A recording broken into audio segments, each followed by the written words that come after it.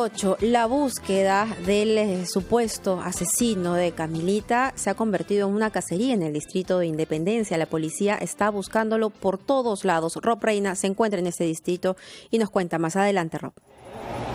Mabel, Mauricio, ¿cómo les va? Buenos días. Directo en directo. Efectivamente, una búsqueda bastante exhaustiva, la que está montando la policía con el apoyo, además de vecinos del asentamiento humano La Mina, para dar con el sospechoso en el rapto de la pequeña Camila de 4 años. Desde las 6 de la mañana, cerca de 250 efectivos de distintas unidades de la policía se han desplegado por toda la zona de este cerro conocido como La Mina, que además es el punto limítrofe entre los distritos de Coma, San Juan del Lurigancho e Independencia. Hasta la madrugada, vecinos del asentamiento humano La Mina, que es ahí nomás colindante, señalaron que estuvieron haciendo una búsqueda por su propia cuenta, llegando incluso hasta encontrar en una pequeña quebrada, una pequeña elevación, mejor dicho, restos de comida.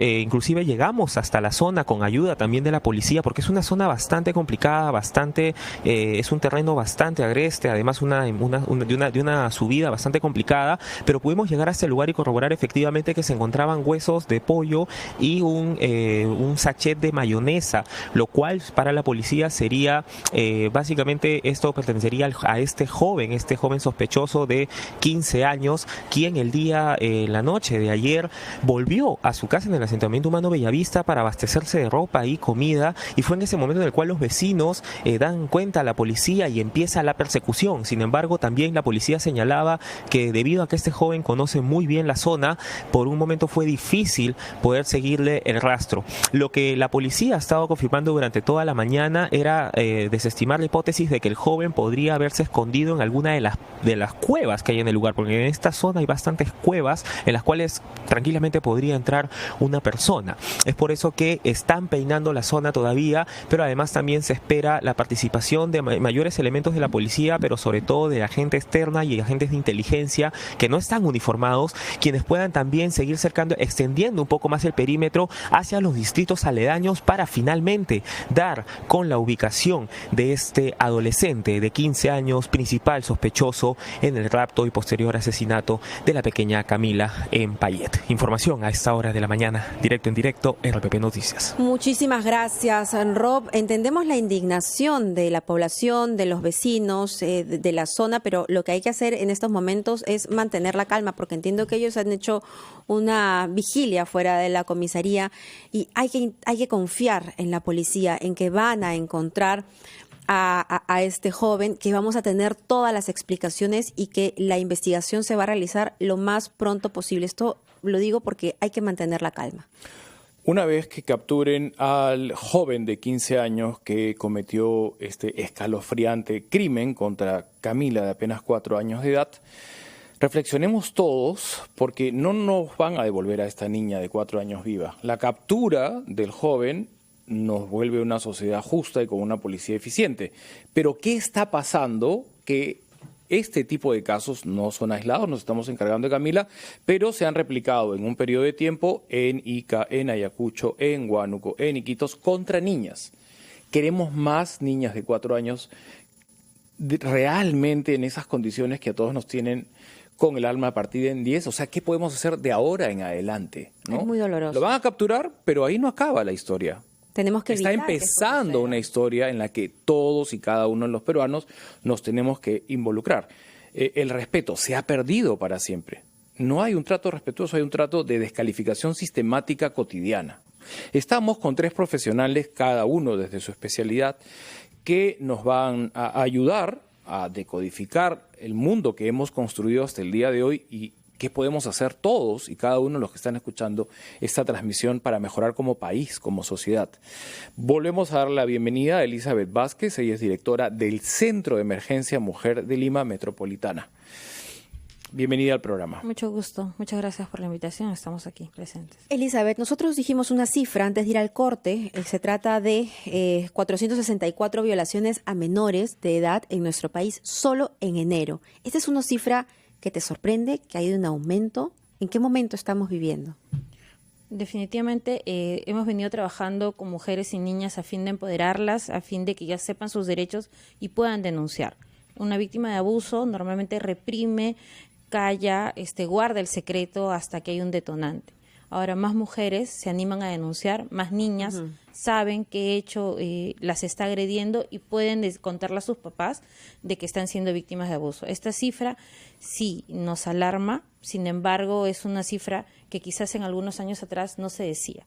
Claro, que sí, ahora la gente se anima a denunciar y se anima a obtener justicia. Ya no es un tabú como hace unos años, ¿no? Ahora, en tu experiencia, ¿quiénes son los agresores de estos menores de edad? Bueno, normalmente por estadística nosotros sabemos siempre el agresor es la persona que tiene, puede ser el papá, la mamá, el papá, el padrastro, el abuelo, gente que tiene mucha cercanía a los niños. O sea, estamos hablando de un primer círculo. A mí me suena asqueroso, pero es una realidad. Es el padre, es el tío, es el cuñado, es el abuelo, el primo, porque tenemos que tener conciencia de que vivimos en un país con mucha precariedad. Entonces, a veces el núcleo familiar envuelve no solamente padre, madre, hijo, sino a más personas, ¿no? Más personas que viven en una casa y que inclusive comparten cama. Entonces, es ahí, es en esos espacios en donde las madres sí tendríamos que tener más conciencia, madre y padre, ¿no? Quienes deben cuidar a los menores deberían tener más conciencia y saber que el enemigo lamentablemente está cerca. Exacto. Y el segundo lugar son las personas que tienen acceso a un menor. El profesor, el chofer de la movilidad, el vigilante, el de la tienda, el vecino, ¿no? Son personas que están aledañas a un niño y que tienen el acceso a la confianza de conocerlos y por eso a veces el niño les contesta o empiezan a hacer amistad. Elizabeth, antes de pasar a los otros profesionales que nos acompañan esta mañana, hay un desproporcionadísimo linchamiento contra la madre de Camila. La han juzgado de la manera más cruel, lo hemos visto, ¿no? Lo hemos percibido. Y esto finalmente refleja también un machismo exacerbado de responsabilizar a una mamá por no cuidar a sus hijas cuando tenemos que vivir en una ciudad donde no te pase absolutamente nada, ni en tu casa ni en la calle. Exacto. Si tú dejas a tus hijas en tu casa, las tienes que encontrar en las mismas condiciones como las dejaste. Y si tu niña, porque es niña, se va al parque y le pasa algo, bueno, ¿dónde está finalmente el criterio para todos construir una sociedad donde no te pase nada en ningún lugar de la ciudad? Exacto. Definitivamente, no solamente en este caso, sino en varios casos, nosotros vemos que el responsable, cuando, por ejemplo, una familia denuncia un caso de abuso sexual, normalmente la familia se quiebra, ¿no? Unos toman partido por el agresor porque dicen, no, pobrecito, él no ha sido, y otra es la parte que apoya a la víctima. Igual con un feminicida, dicen, no, él no ha sido así, ha sido la mujer que lo provocaba porque se fue, porque lo terminó. Claro, siempre culpabilizan a la víctima y no agarramos, o sea, la sociedad no está consciente de que el que es culpable es el que cometió el delito, el que transgredió las reglas, el que no aceptó mi decisión de terminar con esa persona.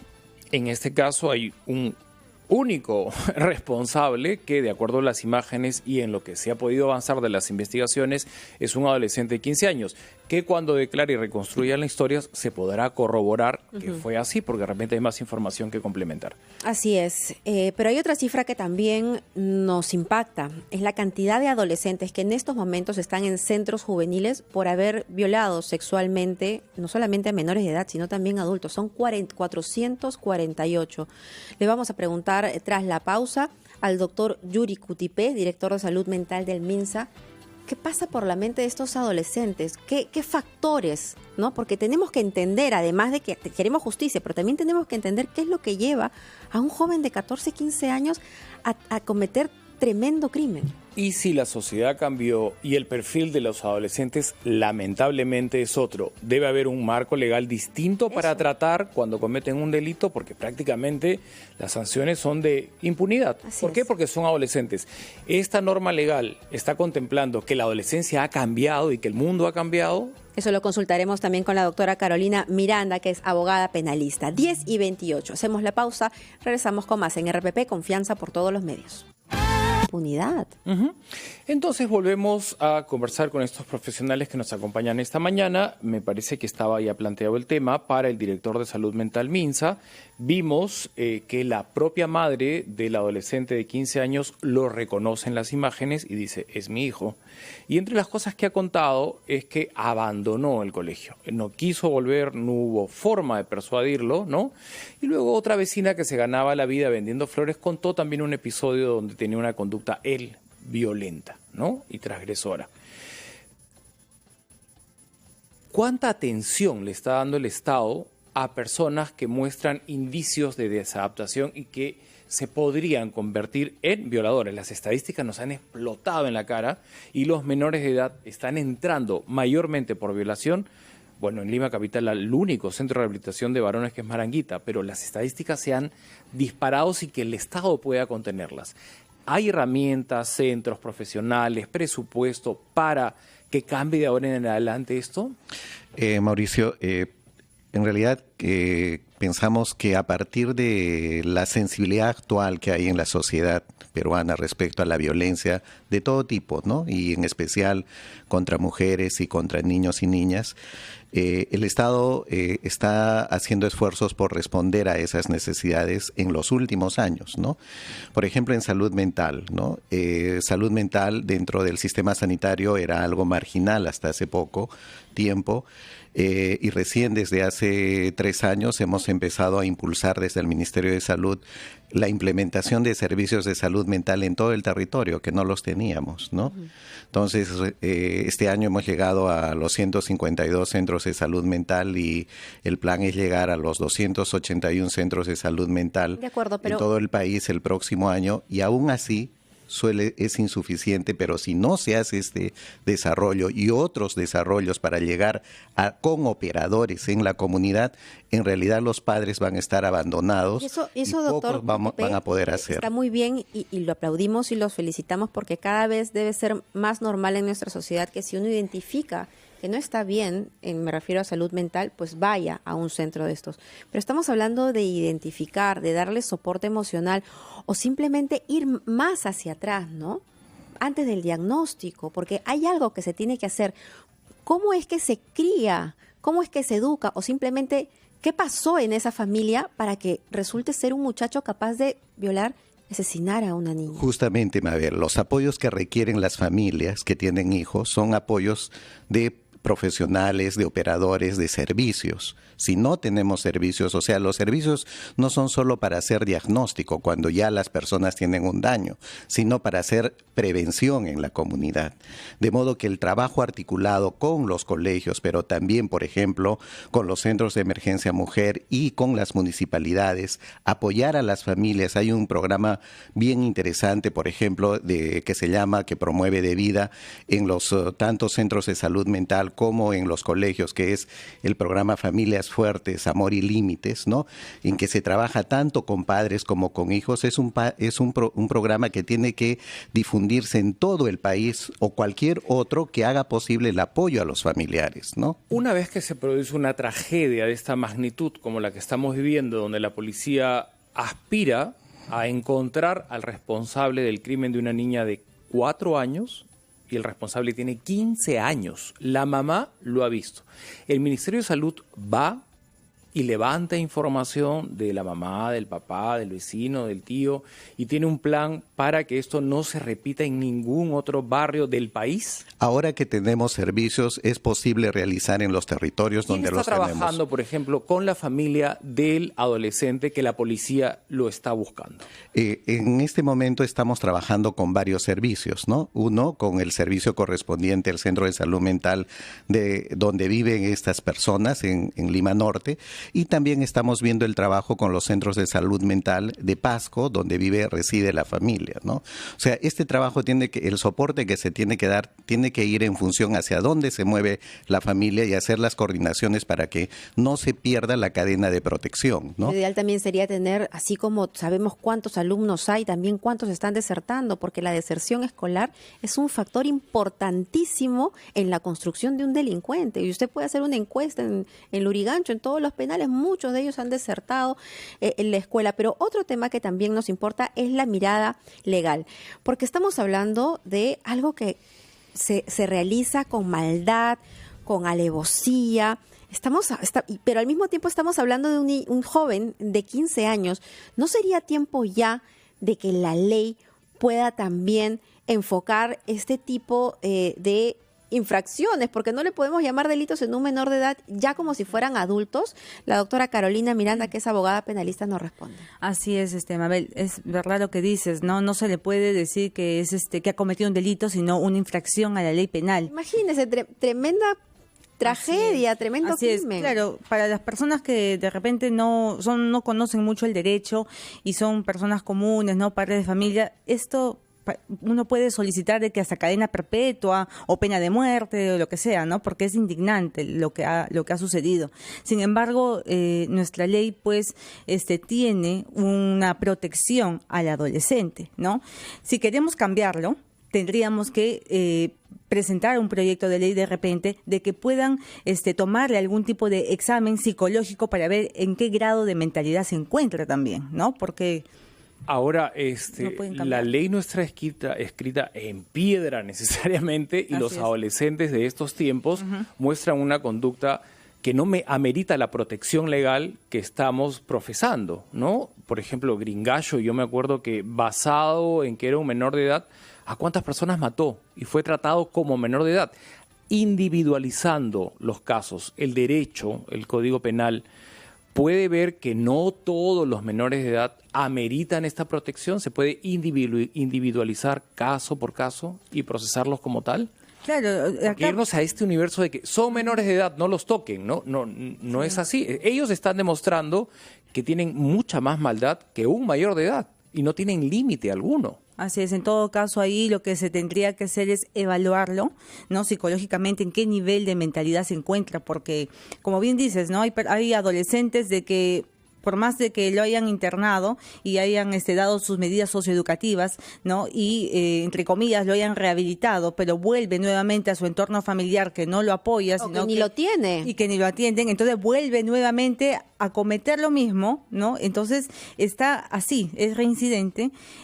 Ahí sí lo que tienen que hacer los operadores judiciales es evaluar y ver también a qué grado de mentalidad se encuentra. En honor a la verdad, lo que también hay que decir es que en un principio el Estado también le falló a este adolescente de 15 años, porque si se hubiese detectado a tiempo que era hijo de una familia disfuncional, que tenía cierto comportamiento, si se le asistía en el colegio, si no se lograba que no deserte, probablemente el Estado, con todos los servicios a su disposición, hubiese hecho que no se convierta en un asesino. 10:45, vamos a regresar, por supuesto que sí, porque hay más que hablar. Tocamos más allá del fondo como país con este crimen a una pequeña de 4 años de edad. Estamos todos consternados, obviamente, y no podemos permitir como sociedad que esto se repita, ¿no? El tema de salud mental lo ha tocado el doctor Cutipé. Él es especialista en niños y adolescentes, que justamente es la población de la que nos hemos encargado esta mañana, porque ha aumentado el número de adolescentes violadores que van a un centro de rehabilitación. ¿Hay un plan efectivo de rehabilitación para un adolescente? ¿Salen, por ejemplo, los varones de Maranga realmente rehabilitados? O sea, todavía hay grandes brechas que cubrir por los diferentes sectores para la rehabilitación, ¿no? Finalmente, muchas veces en ¿Por qué no se han cubierto? O sea, usted reconoce que hay muchas brechas por cubrir y no se han cubierto. Nosotros, no sé, ya pasamos como los 30 años haciendo periodismo y solo tengo registrado en Lima Capital un centro de rehabilitación para menores. En 30 años, ¿cuánto creció la población? Sí, definitivamente el Estado tiene que crecer también en esos servicios y creo que la época de achicamiento del Estado que hemos vivido hace una década generó justamente esta incapacidad del Estado. Entonces el Estado ahora tiene que recuperar capacidades para poder dar justamente los servicios que necesitan. Por ejemplo, Mauricio, ¿no? Un adolescente que egresa de un centro como el de Maranga necesita un plan de acompañamiento por mucho tiempo. Y no solamente él, sino la familia con la que va a vivir, de modo que pueda tener condiciones para justamente la rehabilitación, ¿no? Ahora, eso incluye, digamos, tener recursos y eso hay que implementarlo en todo el país, porque muchos de estos adolescentes regresan a sus propias regiones, ¿no? Y a la distancia es imposible hacer el monitoreo. En las regiones tiene que establecerse todas estas capacidades, como en muchos países del mundo. No va a ser Perú el primero. En muchos países del mundo la red de soporte social de las familias, de los padres, es densa en todos los territorios. Y hacia eso tenemos que ir. Si el país... Tenemos que regresar a la familia. O sea, Tenemos la que- mirada, las políticas tienen que regresar a mirar a la familia. Y no estoy hablando de papá, mamá, abuelito, perrito, no, como esté conformada la familia, pero que sea fuerte, que sea sólida, que recuperemos el amor, que recuperemos la empatía, que recuperemos los valores. Eso es algo sumamente importante, porque si no estamos criando gente inhumana. Y Mabel, y que tenga los apoyos, ¿no? Porque los padres, por las exigencias económicas, muchas veces tienen que ausentarse tiempo completo durante Esa es la el día. realidad de nuestro país. Y entonces el Estado, con las, digamos, para eso, digamos, el Estado o la sociedad peruana trabaja, para justamente financiar bienestar en su propia población, ¿no? Y hacer el círculo de generación de bienestar, ¿no? Entonces, de modo que... En la práctica hemos llegado a una sociedad que no alcanza ningún tipo de bienestar. Sales a un parque y por un celular te matan. Claro. Llegas a un hospital y te mueres por peritonitis en la puerta porque no hay cama para operarte. No es que el médico sea malo, tiene la mejor voluntad, pero todo está copado y si quieres llevar a tu hijo a un colegio, si no tienes vara no entras al Colegio Nacional y la cola dura 3 días y dejas de ir a trabajar y te botan. O sea, yo veo que nuestro sistema colapsó. Y no está pensando Realmente en la familia. fracasó. Y el que menos importa es el individuo. Sí. Cuando es el centro de la atención del Estado, ¿no? Entonces, ahora, por ejemplo, se han centrado a linchar, a dilapidar a esta pobre madre que sabe lo Dios qué dolor estará atravesando y no analizar el tema del núcleo del adolescente de 15 años que ha cometido este escalofriante crimen, o a revisar las leyes porque estamos todos en una realidad donde un adolescente puede acumular mucha más maldad que un adulto, uno en particular, no todos, ¿no? Pero eso es una realidad y las leyes lo siguen tratando benevolentemente cuando en sus actos no se está comportando de esa manera. Así es, porque las personas dirán, ¿no? ¿Y ahora qué va a pasar con este adolescente? Bueno, si lo capturan, lo detienen, pues él no va a ser conducido a un centro penitenciario. No. Él va a ser conducido a un centro juvenil en donde la pena máxima, o por decirlo así, ¿no? La sanción que le podrían dar son 8 años, pero son medidas socioeducativas, ¿no? Y de acuerdo a lo que acabamos de escuchar, y agradecemos la generosidad del doctor Cutipé, el Centro de Rehabilitación de Lima Capital ha colapsado, tiene brechas que no ha subsanado. Entonces, volvemos a un círculo vicioso, Sí, ¿no? y en mi punto de vista yo pienso de que los menores infractores cuando llegan y pisan un centro juvenil, tiene que el Estado, aparte de que están trabajando con ese menor infractor, rehabilitándolo, ¿no? Para que se pueda nuevamente incorporar a la sociedad, tiene que también de la mano trabajar con la familia, porque una vez que esta persona sale, si ¿Cómo se encuentra en el reinserta? entorno nuevamente, ese entorno no ha cambiado y sigue igual, entonces lamentablemente va a volver a reincidir. Muchísimas gracias a los tres por estar aquí. La verdad Gracias. es que es importante reflexionar sobre lo que está pasando, sobre cómo podemos evitarlo y nosotros también estamos escuchando estas conversaciones de nuestras casas. Pensemos en nuestras familias. ¿Cuánto tiempo le dedicamos a nuestros hijos en casa por más que el trabajo a veces nos abruma? Cada uno desde nuestra realidad tenemos que ser responsables con estos futuros ciudadanos que resultan ser nuestros hijos.